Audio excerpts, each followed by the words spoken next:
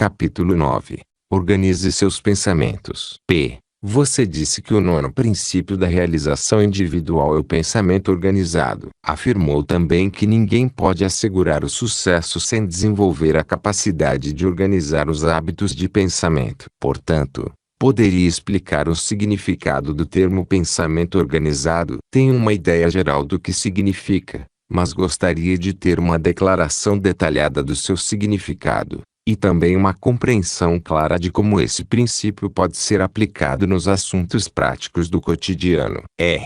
Antes de discutir a organização do pensamento, vamos examinar o pensamento em si. O que é pensamento? Nós pensamos com o quê? O pensamento está sujeito ao controle individual. O pensamento é uma forma de energia distribuída pelo cérebro, mas tem uma qualidade peculiar não encontrada em nenhuma outra forma de energia. Tem inteligência. O pensamento pode ser controlado e dirigido para qualquer realização que o homem possa desejar. Na verdade, o pensamento é a única coisa sobre a qual qualquer pessoa tem controle completo e incontestável. O sistema de controle é tão completo que ninguém pode entrar na mente de outra pessoa sem consentimento. Embora esse sistema de proteção muitas vezes seja tão frouxo que a mente pode ser adentrada à vontade por qualquer pessoa hábil na arte da interpretação do pensamento. Muita gente não só deixa a mente escancarada para que os outros entrem e interpretem seus pensamentos, como divulga voluntariamente a natureza destes pela conduta pessoal, expressões descuidadas ao falar, expressão facial e afins. É seguro deixar a mente aberta para a livre entrada de outros. Tão seguro quanto deixar a porta da própria casa aberta com tudo de valor dentro dela, exceto que a perda de coisas puramente materiais não é nada em comparação com a perda que se pode sofrer por deixar a mente aberta para a entrada de qualquer vádio que deseje entrar e tomar posse. O hábito de deixar a mente aberta e desprotegida não só permite que os outros entrem e se familiarizem com os pensamentos mais íntimos, como permite a entrada de todos os tipos de pensamentos vádios emitidos por mentes alheias. Então você acredita que os pensamentos passam de uma mente para outra por telepatia?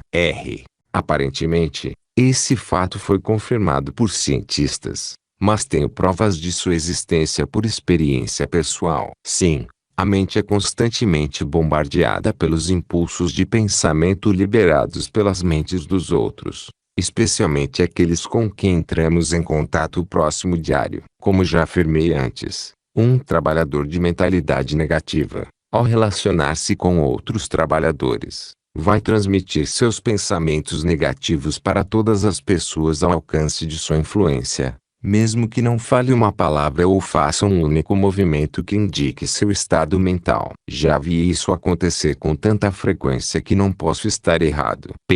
E é por isso que você enfatiza tão fortemente a importância da harmonia entre os membros de uma aliança de mastermind. Essa é uma das principais razões pelas quais enfatizo a importância da harmonia. A química do cérebro é tal que o poder mental de um grupo de homens pode ser organizado de maneira a funcionar como uma unidade de força apenas se houver harmonia perfeita entre as mentes dos indivíduos.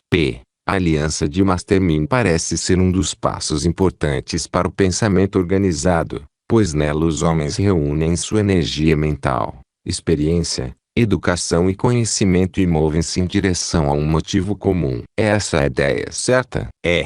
Você descreveu a situação perfeitamente. Poderia ter dito que a aliança de mastermind é um passo mais importante no que se refere ao pensamento organizado, pois isso é verdade. Mas o pensamento organizado começa com a organização dos hábitos de pensamento do indivíduo. Para se tornar um membro efetivo de uma aliança mastermind, o indivíduo deve antes formar hábitos controlados e definidos de pensamento. Um grupo de homens trabalhando juntos no mastermind, sendo que cada um deles controla os próprios hábitos de pensamento, representa o pensamento organizado do mais alto nível. Na verdade, não existe garantia plena de harmonia em um grupo de mastermind a menos que cada membro seja tão autodisciplinado que possa controlar seus pensamentos.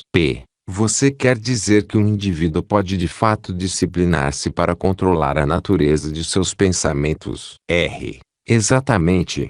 Mas lembre-se que se adquire controle sobre os pensamentos mediante a formação de hábitos de pensamento definidos. Você sabe, é claro, que os hábitos uma vez formados funcionam automaticamente, sem qualquer esforço voluntário do indivíduo. Mas não é muito difícil forçar a mente a funcionar a partir de hábitos definidos. Como se pode adquirir esse tipo de autodisciplina? Não. A formação de hábitos não é nada difícil. Na verdade, a mente está constantemente formando hábitos de pensamento sem o conhecimento consciente do indivíduo, respondendo a todas as influências que chegam até ela do ambiente cotidiano. Com autodisciplina pode-se mudar a ação da mente, dar resposta às influências casuais ao seu redor para temas de escolha pessoal. Isso é conseguido estabelecendo na mente um motivo definido, baseado em um objetivo definido, e intensificando o objetivo até ele tornar-se uma obsessão. Colocado de outra forma, pode-se ocupar a mente com um objetivo tão interessante que não sobre tempo ou oportunidade para se dedicar a outros assuntos. Desse modo formam-se hábitos de pensamento definidos. A mente responde a qualquer estímulo recebido. Quando um homem é impulsionado por um forte desejo de alcançar o sucesso, sua mente responde a esse desejo e forma hábitos de pensamento definidos relacionados à realização desse desejo. Então o pensamento organizado começa com a definição de objetivo. Tudo que o homem conquista começa com a definição de objetivo. Cite um único exemplo, se puder, em que um homem tenha alcançado qualquer forma de sucesso sem um motivo definido, baseado em um objetivo definido, executado mediante um plano definido. Mas é preciso lembrar que há mais um fator a ser considerado em relação à definição de objetivo. O objetivo deve ser expresso em termos de ação intensa. É aqui que o poder das emoções prova o seu valor. O sentimento de desejo pela realização de um objetivo definido é o poder que dá vida e ação a esse objetivo e influencia a atuação por iniciativa própria. Para garantir resultados satisfatórios, o objetivo definido deve assumir proporções obsessivas e ser apoiado por um desejo ardente de realização. Desejos desse tipo tomam posse plena da mente e a mantém tão ocupada que ela não tem nenhuma inclinação ou oportunidade de distrair-se com pensamentos dispersos liberados pela mente dos outros. Acredito ter entendido o que você quer dizer. Por exemplo, um jovem apaixonado não tem dificuldades em manter a mente focada no objeto de seu amor. E não raro sua mente encontra meios de induzir uma resposta da mulher amada à sua afeição. Nesse tipo de circunstância não temos dificuldade em formar hábitos de pensamento controlado. Foi um bom exemplo. Agora, considere outro tipo de finalidade, como, por exemplo, o desenvolvimento de um negócio ou profissão, a obtenção de uma posição definida ou a acumulação de dinheiro. E você terá uma ideia de como esses fins são obtidos a partir do desejo obsessivo de realização. Mas geralmente não é possível desenvolver pelas coisas materiais o mesmo tipo de desejo emocional que se experimenta no amor. Claro que não. Mas existem outras emoções com as quais se pode estimular o desejo por coisas materiais. Estude as 9 motivações básicas e você vai observar que qualquer tipo de desejo é emocional por natureza. Existe o desejo de riquezas materiais, bastante universal e bem desenvolvido na maioria das pessoas. O desejo de expressão pessoal, que leva à fama e ao reconhecimento. O desejo de autopreservação e o desejo de liberdade do corpo e da mente. Todas as emoções, incluindo, é claro, a emoção do amor, podem ser convertidas para a realização de qualquer fim desejado. O desejo de acumulação de riqueza material pode, por exemplo, ser combinado com o amor pela mulher escolhida, de maneira que o desejo de dinheiro seja associado ao desejo de proporcionar amado conforto que o dinheiro pode comprar. Em tal circunstância poderia haver um motivo duplo para a acumulação de dinheiro. Entendi. Na verdade é possível ser influenciado por todos os 7 motivos positivos como força motriz por trás do objetivo principal de vida, não é? Sim, pelos 7 motivos positivos e, mediante a transmutação de emoção, pelos 2 motivos negativos também. Você sabe, é claro, que qualquer emoção, seja ela positiva ou negativa, pode tornar-se uma inspiração para a ação que pode ser direcionada para a realização de qualquer fim desejado. O motivo do medo, por exemplo, com frequência serve como uma poderosa inspiração para a ação. Para beneficiar-se dele, é preciso apenas controlar os hábitos de ação até que se tornem automáticos. Quer dizer que os hábitos funcionam de forma voluntária, sem qualquer esforço do indivíduo. Sim, é exatamente isso que qualquer hábito faz quando se torna fixo. Você diz quando se torna fixo. O que fixa um hábito? Como proceder para tornar um hábito permanente? Os hábitos são fixados por alguma lei desconhecida da natureza que faz com que os impulsos do pensamento sejam assumidos pela mente subconsciente e voluntariamente executados. Essa lei não produz hábitos, só os fixa para que operem automaticamente. O indivíduo começa o hábito, repetindo um pensamento ou um ato físico. Depois de um tempo, dependendo do sentimento colocado no pensamento, os hábitos do pensamento são assumidos e seguidos voluntariamente. Então a formação de hábitos é algo que um indivíduo pode controlar? Sim. E deixe-me lembrar que o controle da formação de hábitos é uma parte importante do pensamento organizado. Se ignorar esse fato, você vai perder a parte mais importante desta entrevista. Veja bem, um indivíduo pode estabelecer qualquer tipo de hábito que escolher, praticá-lo por um tempo, da mesma maneira que se praticam exercícios físicos, e após esse período o hábito ficará perpetuado automaticamente, sem a necessidade de atenção consciente. E você diz que alguma lei desconhecida da natureza fixa os hábitos para que se perpetuem?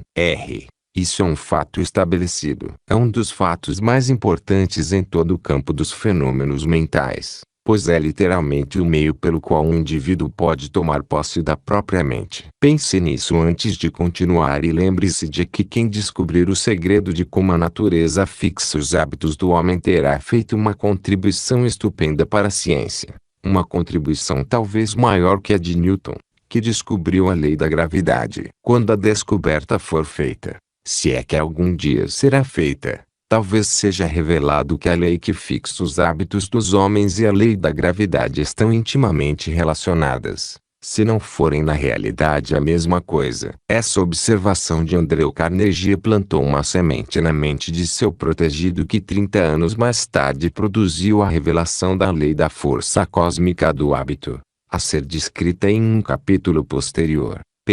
Sua hipótese me intriga. Poderia elaborá-la? Não muito. A pergunta me fez lembrar de uma história que ouvi. Depois de pregar um sermão de 2 horas sobre pecados, um pastor negro foi solicitado a aprofundar o assunto por um membro de seu rebanho. Bem, disse o reverendo, pecado é o que mais temos e sobre o que menos sabemos. Tudo o que sabemos ao certo sobre o hábito é o fato de que qualquer pensamento ou ato físico que se repete tende a perpetuar-se por meio de uma força que prossegue com o hábito automaticamente. Sabemos que os hábitos podem ser alterados, modificados ou eliminados por completo pelo simples ato de adotar voluntariamente hábitos opostos de natureza mais forte. Por exemplo, o hábito da procrastinação, pelo qual todo mundo é mais ou menos atormentado, pode ser dominado estabelecendo-se hábitos definidos ou iniciativa imediata com base em um motivo suficientemente forte para assegurar a influência dominante dos novos hábitos na mente até que se tornem automáticos. Assim, você vê que motivo e hábito são irmãos gêmeos. Quase todo hábito que se adota voluntariamente é resultado de um motivo ou objetivo definido. Veja, portanto, que se pode estabelecer qualquer hábito desejado ou eliminar um indesejável aplicando autodisciplina suficiente até que se torne automático. Se os hábitos não são fixados voluntariamente, desenvolvem-se sem ajuda consciente. É dessa forma que os hábitos mais indesejáveis são formados. É óbvio então que a autodisciplina é uma ferramenta necessária na formação deliberada de hábitos. Autodisciplina e pensamento organizado são quase sinônimos. Não pode haver pensamento organizado sem autodisciplina rigorosa. Afinal de contas, O pensamento organizado nada mais é do que pensamento cuidadosamente escolhido. Hábitos de pensamento só podem ser estabelecidos com autodisciplina rigorosa. O motivo ou desejos obsessivos tornam a autodisciplina muito fácil. Não é difícil formar hábitos de pensamento quando se tem um motivo definido apoiado por um forte desejo de realização do objeto do motivo. Você quer dizer que é fácil formar hábitos de pensamento relacionados a assuntos pelos quais se tem vivo interesse pessoal? Essa é a ideia. O procrastinador fica à deriva na vida, um fracassado, pois não tem motivo obsessivo para fazer nada em particular. Seu pensamento não é organizado porque ele não escolheu nenhuma área específica para o planejamento organizado. Poderia descrever brevemente os principais benefícios do pensamento organizado do ponto de vista do homem que deseja fazer o melhor uso de seu tempo e capacidade? Os benefícios são tão numerosos que é difícil decidir por onde começar ou onde parar, mas algumas das vantagens mais óbvias desse hábito são as seguintes. 1. O pensamento organizado capacita o indivíduo a se tornar mestre de sua mente pelo treinamento da faculdade de controle das emoções, ligando-as ou desligando-as de acordo com as circunstâncias. 2. O pensamento organizado força a trabalhar com definição de objetivo, permitindo assim a criação de um hábito que impede a procrastinação. 3. Desenvolve o hábito de trabalhar com planos definidos em vez de avançar aos trancos e barrancos pelo método de tentativa e erro. 4. Permite o estímulo da mente subconsciente para mais ação e resposta mais imediata na consecução dos fins desejados, em vez de permitir que responda aos pensamentos vários e às influências destrutivas do ambiente. 5. Desenvolve a autossuficiência. 6. Dá o benefício do conhecimento, experiência e educação de outros por meio da aliança de Mastermind, que é um importante método usado por todos os pensadores aptos. 7. Permite converter os esforços em mais recursos materiais e maior renda, uma vez que uma mente organizada pode produzir mais do que uma não organizada. 8. Desenvolve o hábito da análise precisa, pelo qual se pode encontrar a solução para problemas em vez de preocupar-se com eles. 9.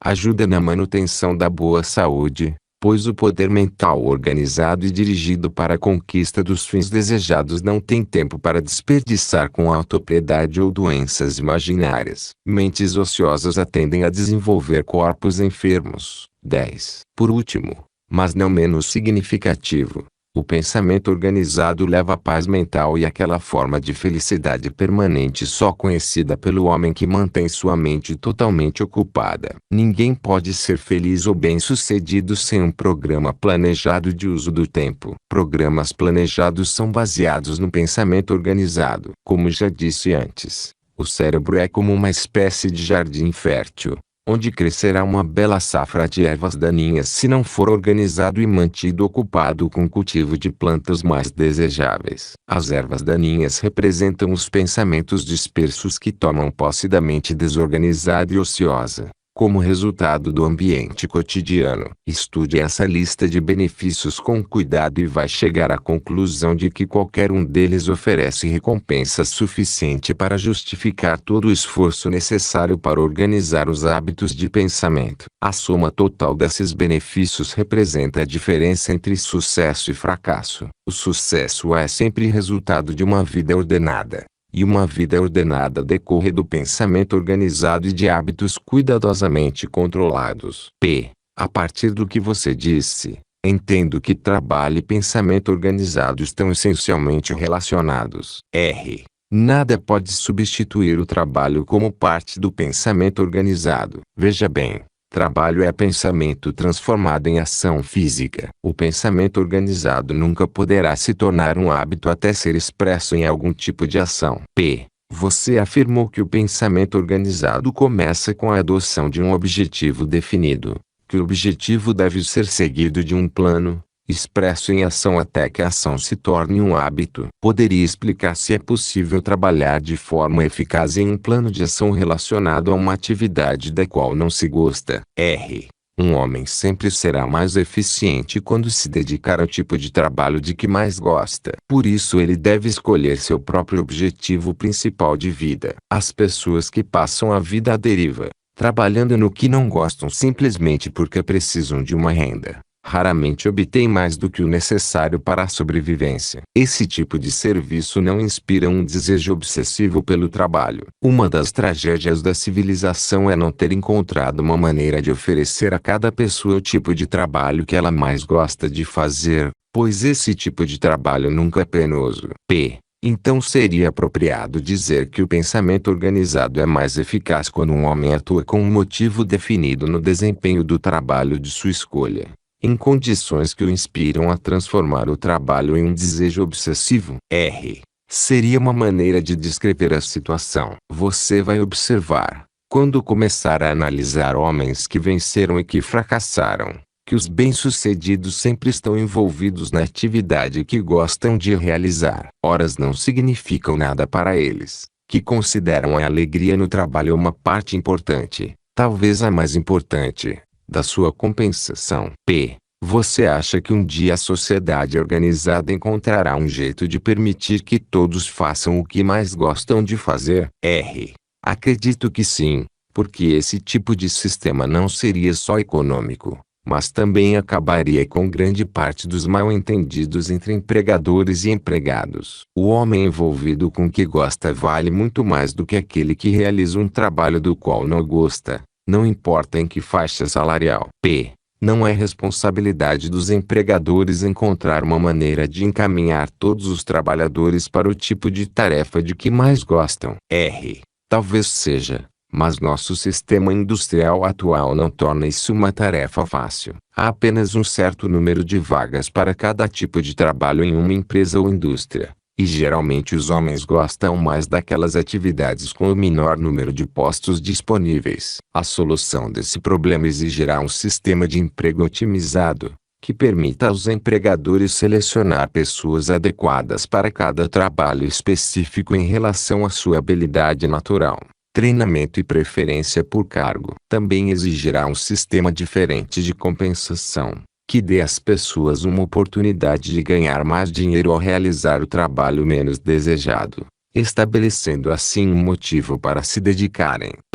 Posso ver que a análise desse tema nos coloca em maus lençóis. Parece que a solução do problema deve começar enquanto o indivíduo está sendo educado, com um sistema que o prepare para realizar a atividade de sua escolha. Então, todas as instituições de ensino devem coordenar esforços de maneira tal que não formem muitos homens para determinados tipos de trabalho e poucos para outros tipos. Isso exigiria uma pesquisa periódica dos negócios, da indústria e das profissões, para permitir que as instituições de ensino determinassem quantos homens de cada formação poderiam ser absorvidos pelo mercado de trabalho. Sim, o sistema teria que ser conduzido de outra maneira. Neste momento, por exemplo, as escolas estão formando mais médicos, professores e advogados do que o necessário nesses campos, e o resultado é que alguns terão dificuldade em ganhar a vida. A partir de sua análise, deduzo que o pensamento organizado deve começar pelos envolvidos no campo educacional e no gerenciamento de indústrias e negócios. São alguns dos lugares por onde se deve começar, mas não se esqueça de que o hábito do pensamento organizado é também uma responsabilidade individual, e o indivíduo que o negligencia deve aceitar da vida o que receber. As melhores coisas da vida acabam sempre com os homens que formam hábitos de pensamento organizado. Sempre foi assim e sempre será. Pensar construtivamente é uma responsabilidade que ninguém pode delegar a outro. É uma responsabilidade individual. Já que o pensamento organizado é uma responsabilidade individual, deve haver um ponto de partida para começar a adquirir a capacidade de organizar o pensamento e pelo menos algumas regras simples a seguir. Você poderia citar algumas dessas regras? A primeira coisa que se deve reconhecer a fim de se tornar um pensador preciso é o fato conhecido de que o poder com o qual pensamos é dinamite mental, que pode ser organizada e utilizada de forma construtiva para a obtenção de determinados fins, mas que, se não for organizada e utilizada com hábitos controlados, pode se tornar um explosivo mental que literalmente explodirá todas as esperanças de realização e levará ao fracasso inevitável. Colocando de outra maneira, deve-se reconhecer que o poder do pensamento é provavelmente uma parte projetada da inteligência infinita, mas cada indivíduo recebeu o privilégio de apropriar-se desse poder e utilizá-lo para a realização dos fins de sua escolha, e que o meio de apropriação e controle são os hábitos voluntários. Não se pode controlar a inteligência infinita, mas pode-se controlar os hábitos mentais e físicos e assim, indiretamente, apropriar-se da inteligência infinita e utilizá-la, pois ela fixa os hábitos e os torna permanentes e automáticos em sua operação. Em seguida, o pensador preciso deve aprender a aproveitar fontes seguras de informação, onde vai obter fatos confiáveis de que precisa ligados ao pensamento organizado. Conjecturas e desejos esperançosos, as fontes mais comuns de informação para a maioria das pessoas, jamais podem suplantar as fontes de fatos precisos. É aqui que o mastermind torna-se indispensável, uma vez que permite ao indivíduo suplantar o seu estoque de conhecimento com conhecimento, educação, experiência e habilidade natural de todos os outros membros da aliança, escolhendo os aliados de mastermind com sabedoria, assim como fazem os maiores líderes empresariais e industriais. Pode-se ter sob comando as fontes mais confiáveis de conhecimento que a educação escolar e a experiência humana têm a oferecer. Assim, na atividade de pensar, planejar e organizar, pode-se ter não apenas o próprio cérebro para orientar, mas o cérebro de cada um dos membros do mastermind. Não há como escapar do fato de que a formação de uma aliança de mastermind é um dos passos mais importantes para organizar o pensamento. A evidência disso pode ser encontrada no fato de que todas as pessoas bem-sucedidas estão de alguma forma aliadas com outras, cujo conhecimento usam livremente. Sem essa aliança não pode haver pensamento organizado eficaz, pois um cérebro, não importa o quão capaz ele seja, nunca é completo por si. Quando dizemos que a esposa de um homem é a sua cara metade, geralmente estamos expressando muito mais verdade do que imaginamos, pois é fato bem conhecido que a mente de homem algum está completa sem uma aliança harmoniosa com a mente de uma mulher. Portanto, todo homem deve incluir pelo menos uma mulher em sua aliança de mastermind. Quando as mentes de um homem e uma mulher são combinadas em espírito de harmonia, a aliança entra em sintonia com o chamado poder espiritual e se apropria de uma proporção muito maior dele do que qualquer um dos dois poderia apropriar-se a operar de forma independente. O homem que ignorar essa verdade sofrerá perda irreparável do poder potencial de sua mente, pois não há nada que possa substituir o poder espiritual. Não posso dizer o que é realmente o poder espiritual, mas presumo que seja simplesmente um volume maior de inteligência infinita do que o disponível quando a sensação que descrevemos como espiritual não está presente. Certas emoções elevam as pessoas a esses sentimentos sublimes, como o amor e a fé. Quando a mente é estimulada por esses sentimentos sublimes, a faculdade da imaginação torna-se mais alerta. As palavras têm uma influência magnética que as torna impressionantes. O medo e a autolimitação desaparecem e o indivíduo atreve-se a realizar tarefas que sequer seriam cogitadas quando a mente estava apenas sob estímulo dos processos puramente mentais do entusiasmo e do desejo. Quer dizer que uma pessoa pode associar-se com outras pelo mastermind de maneira tal que pode elevar-se acima dos processos normais de operação mental e colocar-se sob a influência do poder conhecido como espiritual. E isso também faz parte do pensamento organizado. Exatamente. O termo pensamento organizado significa tudo que as duas palavras conotam.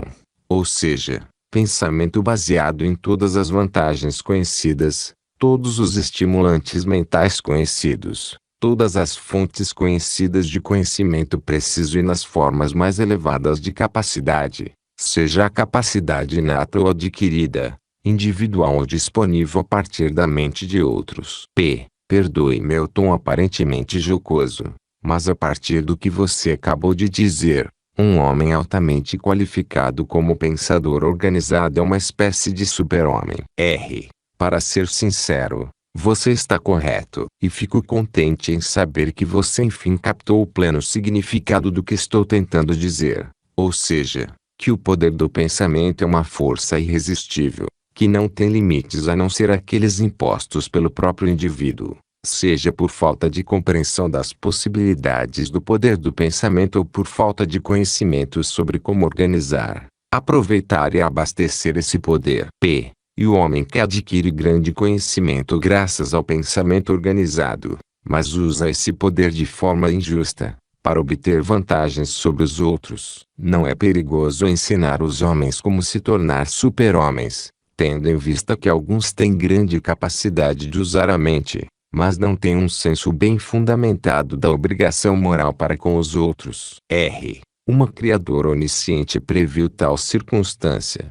Evidência disso pode ser encontrada no fato de que o homem que utiliza seu poder mental para prejudicar ou destruir outras pessoas logo elimina a si mesmo pela perda de seu poder, e o Criador também determinou muito sabiamente que esse tipo de poder não pode ser transmitido por hereditariedade física. É um poder que cada indivíduo deve adquirir por si, ou não se torna privilegiado para beneficiar-se dele. Recue na história. Examine os registros daqueles que se empenharam em se tornar conquistadores do mundo e observe o que aconteceu com eles. Nero, Alexandre, o Grande, Júlio César, Napoleão Bonaparte e outros de determinação semelhante fizeram grandes progressos para dominar o mundo. Mas veja o que aconteceu com eles e suas realizações. Nenhum alcançou o objetivo. Nenhum transmitiu aos seguidores qualquer meio pelo qual suas conquistas pudessem ser mantidas. Esses líderes egoístas transmitiram aos seguidores uma maldição que destruiu tudo o que haviam conquistado. Aplique o princípio onde quiser,